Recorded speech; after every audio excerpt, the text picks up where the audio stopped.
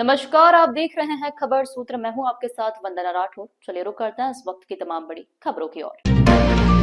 CM योगी ने भाजपा नेताओं, मंडल पदाधिकारियों और विधायकों के साथ अलग से बैठक की, जिसमें उन्होंने जिले की राजनीतिक स्थिति, संगठनात्मक मजबूती और आगामी चुनाव रणनीति को लेकर फीडबैक लिया। उत्तर प्रदेश के मुख्यमंत्री योगी आदित्यनाथ आज चंदौली जिले के सराय स्थित हेलीपैड पर पहुंचे। जिला प्रशासन और भाजपा नेताओं की ओर से उनका गर्मजोशी से स्वागत किया गया। जिलाधिकारी, पुलिस अधीक्षक समेत भाजपा के वरिष्ठ नेताओं ने मुख्यमंत्री का स्वागत किया। मुख्यमंत्री चंदौली कलेक्ट्रेट कार्यालय पहुंचे, जहां उन्होंने सलामी ली और फिर वृक्षारोपण कर पर्यावरण संरक्षण का संदेश दिया। इस दौरान उनके साथ कई वरिष्ठ अधिकारी और जनप्रतिनिधि मौजूद थे। पौधारोपण कार्यक्रम के बाद मुख्यमंत्री ने कलेक्ट्रेट में जिले के विकास कार्यों की समीक्षा बैठक शुरू की। इस बैठक में जिले के जनप्रतिनिधि, विधायक, सांसद, भाजपा पदाधिकारी तथा प्रमुख विभागों के अधिकारी उपस्थित हैं। मुख्यमंत्री द्वारा शिक्षा, स्वास्थ्य, सड़क, बिजली, पेयजल, कानून व्यवस्था सहित विभिन्न योजनाओं के प्रगति रिपोर्ट की समीक्षा की जा रही है। साथ ही वे यह भी जान रहे हैं कि योजनाएं जमीन पर कितनी प्रभावी ढंग से लागू हो रही हैं। चंदौसी से खबर सूत्र के लिए ब्यूरो रिपोर्ट। आज मुझे जनपद चंदौली आने का अवसर प्राप्त हुआ है। समीक्षा बैठकों के क्रम में आज मैं यहां पर आया हूं। जनपद चंदौली उत्तर प्रदेश का एक कृषि प्रधान जनपद है और सीमावर्ती जनपद भी है। जनपद के विकास के लिए डबल इंजन की सरकार ने ढेर सारे कार्यक्रम पहले से ही आगे बढ़ाए हैं, जिसमें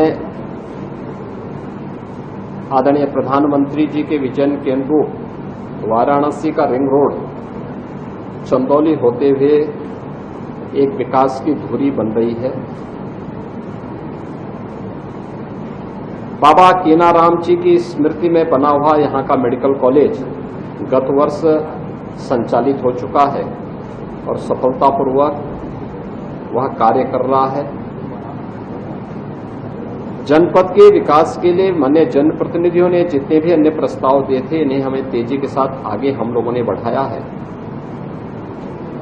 वर्षों से जो मांग थी जनपद चंदौली की, यहां का जिला जनपद कोर्ट के निर्माण के लिए हम लोगों ने यहां पे 200 करोड़ रुपए से अधिक की लागत का एक इंटीग्रेटेड कोर्ट कॉम्प्लेक्स हम दे रहे हैं, जिसमें जिला कोर्ट, जिला स्तरीय कोर्ट जितने होंगे सब तो उसमें बनेंगे ही एक छत के नीचे। अधिवक्ताओं के चेंबर भी और न्यायिक अधिकारियों की आवासीय सुविधा भी एक कैंपस में इंटीग्रेटेड कॉम्प्लेक्स उसका बन रहा है और वह हम लोगों ने स्वीकृति राज्य सरकार के स्तर पर पहले ही दे दी है। आज यहां पे कुछ मुद्दों को लेकर के मैं आया हूं। खासतौर पर बॉर्डर क्षेत्र है, उसकी अपनी चुनौतियां भी हैं।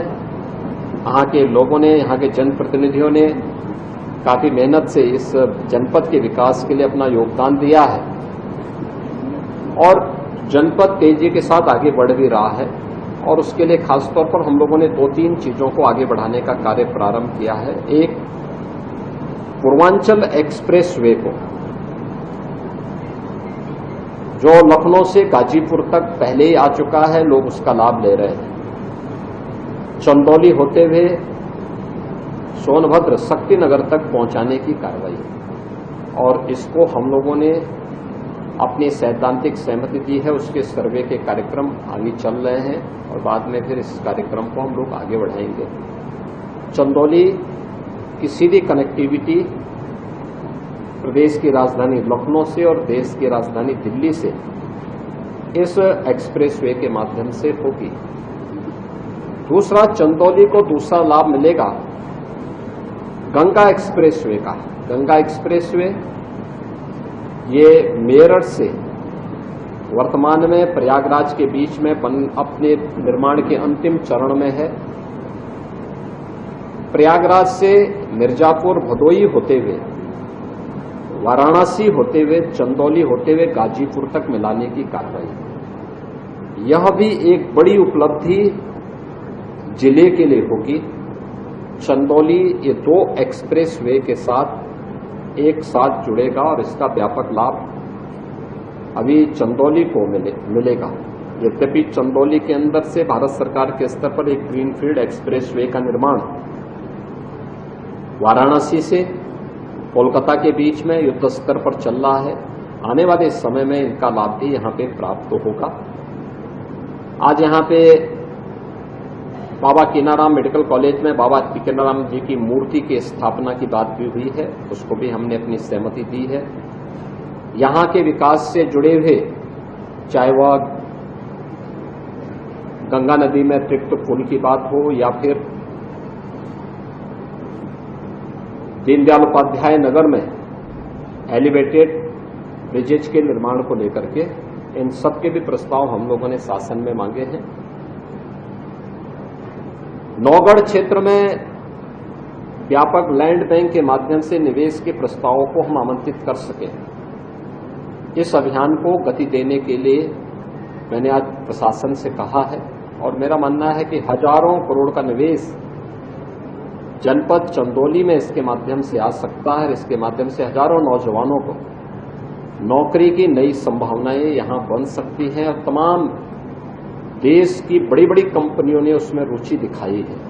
मुझे लगता है कि विकास की वो धुरी बनेगी और चंदौली एक कृषि प्रधान के साथ साथ औद्योगिक प्रधान जनपद के रूप में विकसित हो, इस मंशा के साथ यह कार्य किया जा रहा है। आज यहाँ पे कुछ मांगे मान्य जनप्रतिनिधियों ने यहाँ के जो गवर्नमेंट हमारे डिग्री कॉलेजेज हैं उन कॉलेजेज में साइंस आदि की क्लासेज चलाने की भी मांग की है, वो प्रस्ताव भी हम लोगों ने मांगे हैं। और मुझे विश्वास है कि चंदौली जनपद यहाँ के हमारे जनप्रतिनिधियों के नेतृत्व में आदरणीय प्रधानमंत्री जी के